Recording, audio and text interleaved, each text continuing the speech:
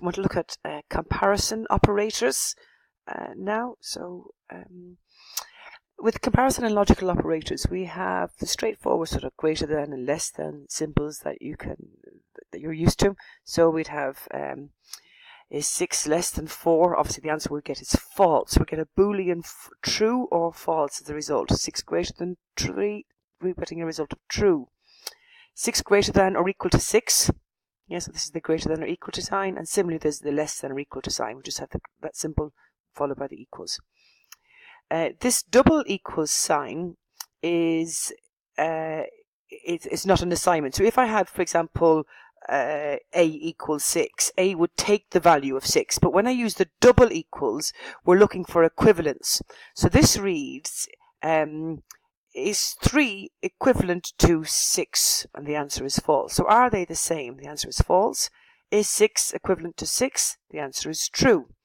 And of course we can use these comparison operators in if statements. Here's a very simple if statement. So if 6 is equivalent to 6, which is true, then print well done. So you'd imagine it will print well done.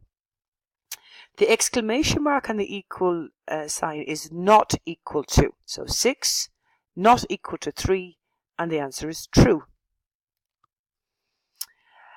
On this next screen, we can use ands and ors and nots. So here you can see I'm testing. Is 8 equivalent to 8? And is 7 equivalent to 7? So both have to be true with the and. So 8 is equivalent to 8, so that's fine. That part is true. And 7 is equivalent to 7, so that part is true. So true and true is true.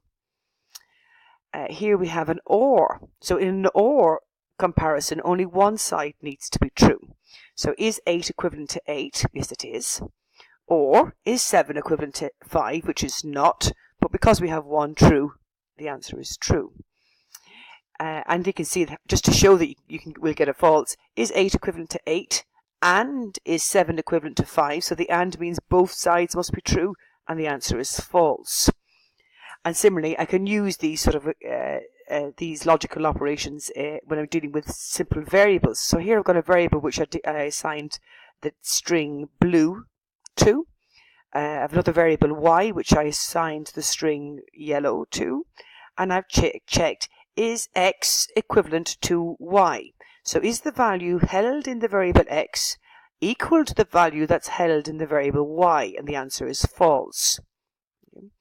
In this next answer, I'm checking the value held in x against a string. So I've taken x and I'm saying, is that equivalent to a string that I'm providing here? And the string I'm providing is blue. Or is y equivalent to this string and the second string is green?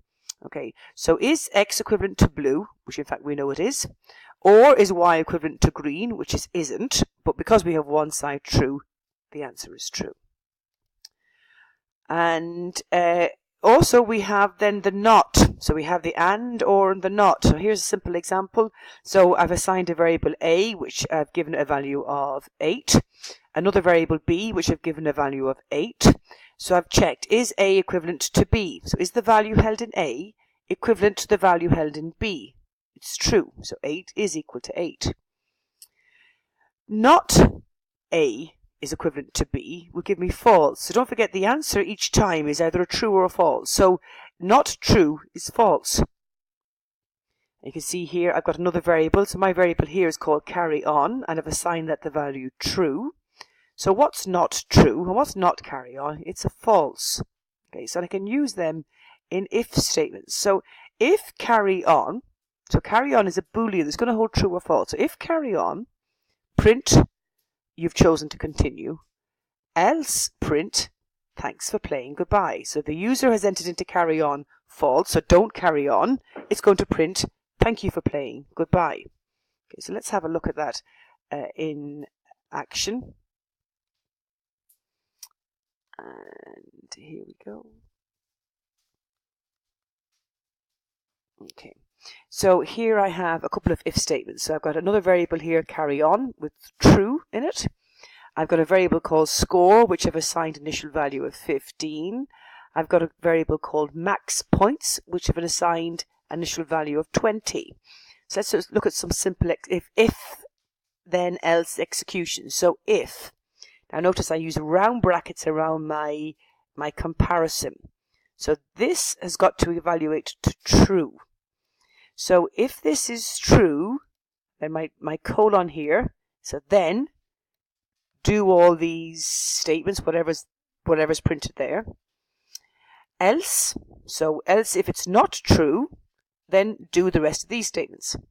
Okay, so if score is greater than or equal to max points. Now we know the score is storing 15. We know that max points is storing 20. So if score is greater than or equal to max points, then print this or else print that. So it's not true, so therefore it's going to execute the else condition. Let's look at another example here. So if carry on. So here I'm looking for, see here I had to check for equivalence or check for some sort of logical comparison where I got an answer true or false. But in this one, the variable is a boolean that holds either true or false. So I don't need a greater than or equal to or anything. It's carry on is either true or false. So if carry on, then print you've chosen to continue in the game, which in fact is going to be true. Or else, so if carry on had a false in, you do else print thanks for playing goodbye. And here we have another one. If score is less than max points, print you've not finished yet. And I've introduced this one just to show you that I don't always need the else condition. So if score is less than max points, print you've finished yet, and that's the end. There's no other condition. So I'm just going to run that and you can see those answers coming through. Here, so I've done it twice. You need to try harder. Okay, so the else was executed. You've chosen to continue in the game, so carry on was true, as you saw up here. And you've not finished yet. The score was less than max points.